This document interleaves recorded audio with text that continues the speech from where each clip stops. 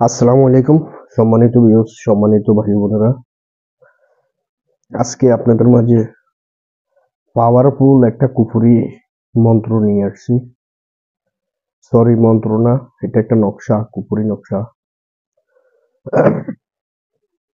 যেটা করার সাথে সাথে 3 ঘন্টার ভিতরে আপনি কাজের রেজাল্ট পাবেন। 3 ঘন্টার ভিতরে যদি আপনি কাজের রেজাল্ট না পান, তাহলে আপনি যে হয়রানি হয়েছেন,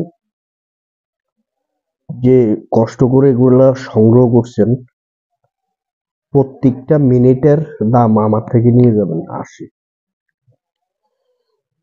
আমি যে নকশাটা দিব, আপনারা ইউটিউব চ্যানেল দেখবেন, তান্ত্রিকের কাছে যাবেন, ভালো ভালো কবিরাজের কাছে যাবেন। একটা কবিরাজে যদি ভালোভাবে কাজ করে, তাহলে আপনার কাজ হবে। কাজ না করে টাকা নিয়ে খাইলে আপনার কাজ হবে না।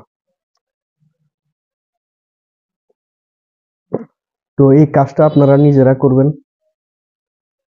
এটা যে কোনো সাহসী পুরুষ, সাহসী লোক লাগবে।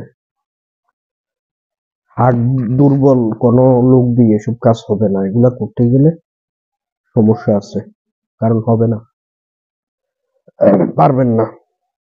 যদি মনে করেন আপনার সাহস আছে, তাহলে আমি 1 থেকে 3 ঘন্টার সময় দিব। 3 ঘন্টার ভিতরে আপনার কাজ হবে, এটাতে কোনো সন্দেহ নাই। 3 ঘন্টার ভিতরে আপনার কাজ হবে, যদি কাজটা করতে জানেন।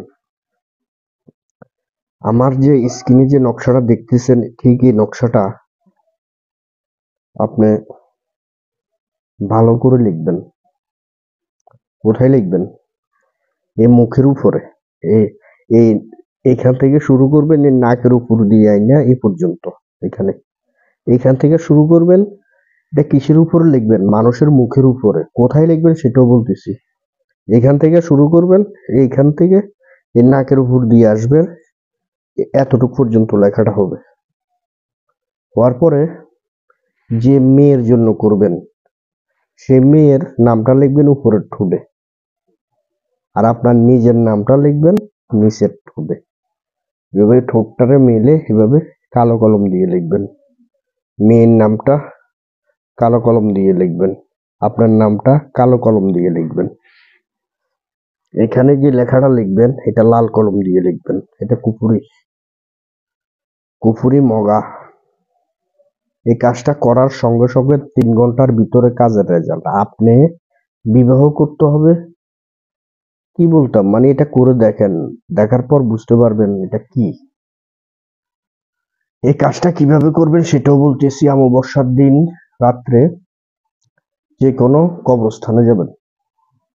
কবরস্থানে যাওয়ার পর মুদ্দার যে লোক নতুন কবর দিছে, নতুন কবর দিছে যে ব্যক্তিকে, সে ব্যক্তির লাশটাকে এক পাশ দিয়ে মাথার কিনা দিয়ে কুড়বেন, মাটি কুড়বেন। কুড়ার পর দা নিয়ে যাবেন বা ধারানো ছুরি নিয়ে যাবেন, পল্লাটা কেটে আলাদা করে ফেলবেন। মুদ্দারের যে গলা, গলাটা কেটে আলাদা করে ফেলবেন।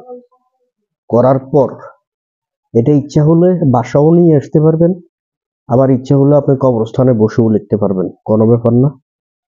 বাসায় আনলে রক্তগুলা চাক চাক থাকবে। আপনি পলিথিন নিয়ে যাবেন, এটা কাটার পর পলিথিনে ঢুকে আনতে হবে, না হলে রাস্তা রাস্তা আনার সময় রক্ত পড়বে, তাহলে সমস্যা আছে। এটা আনার পর এটা ভালো করে এখানে লিখবেন লেখাটা, এখানে লেখাটা লিখবেন। লেখার পর যে কবর থেকে এটা উঠে আনছেন, ওই কবরে নিয়ে রেখে চলে আসবেন, সাথে সাথে রেখে আবার দাফন করে দিয়ে চলে আসবেন। আসার পর 3 ঘন্টা ঘুরে ধরবেন। 3 ঘন্টার ভিতরে যদি আপনার কাজ না হয়, আমি আপনার আজীবন গোলামি করব।